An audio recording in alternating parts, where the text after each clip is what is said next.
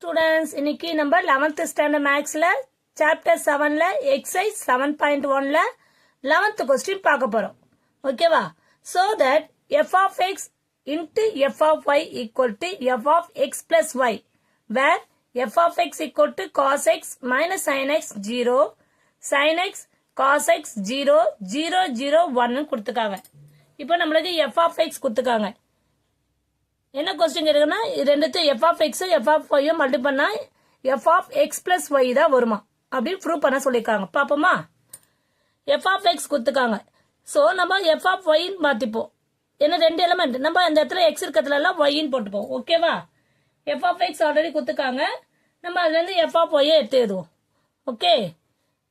cos y minus sin y 0 sin y cos y 0 0 0 1 clear.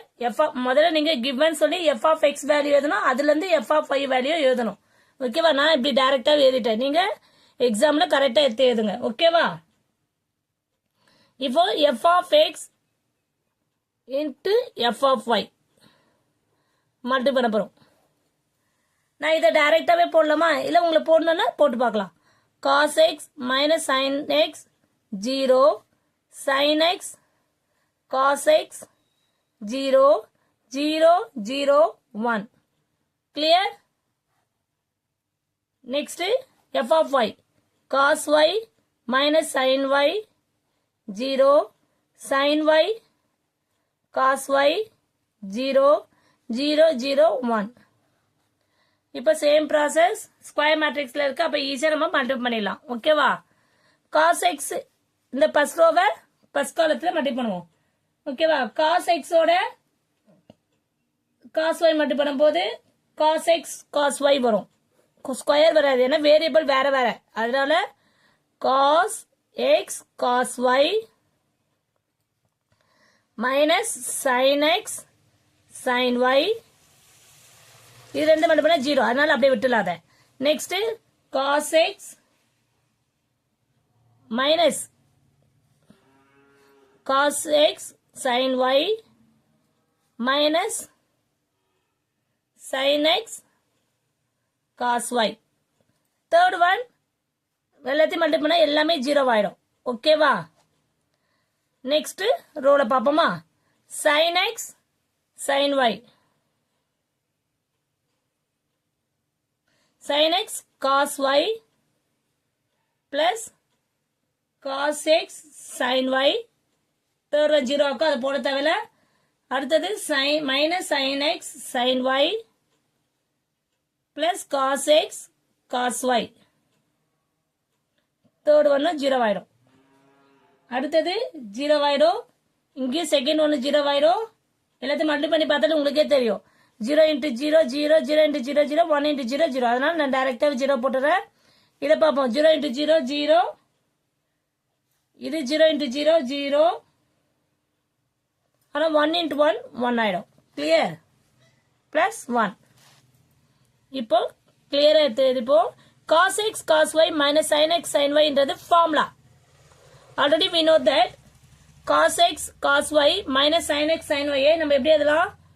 cos x plus y எழுதலாம். a plus b cos a cos b minus sin a sin b cos a plus b எழுதுவோம். அந்த formula போடுறேன்.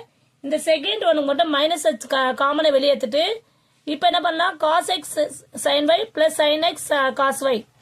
ஓகேவா? இப்போ minus வெளியே இருக்கும்போது அதுக்கு என்ன ஃபார்முலா ஆகுது? sin x plus y ஆகுது.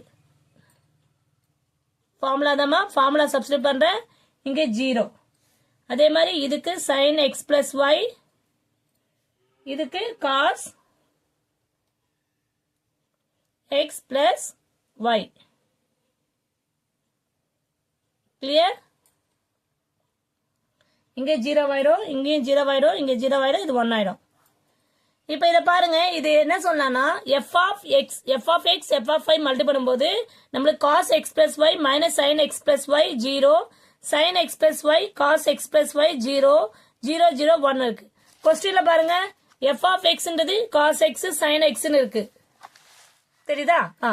cos x sin x இருக்கு sin x cos x இப்போ x plus y x இருக்கிறதுல x plus y போட்டா நமக்கு அதே வேரியபிள் தான் வரப்போகுது அப்ப இதை வச்சு நம்ம ஈஸியா சொல்லிடலாமா இதை வந்து f of x plus y சொல்லிடலாம் ஓகேவா therefore left hand side equal to right hand side hence proved that is f of x f of y equal to f of x plus y நம்ம prove பண்ணிக்கோ clear students இது என்ன formula தான் apply பண்ணிக்கோ வேற எதுவுமே இல்லை ரெண்டுமே மல்டிப்ளை பண்ணிட்டு ஃபார்முலா அப்ளை பண்ணிக்க அவ்வளவுதான் very simple sum okay clear students thank you student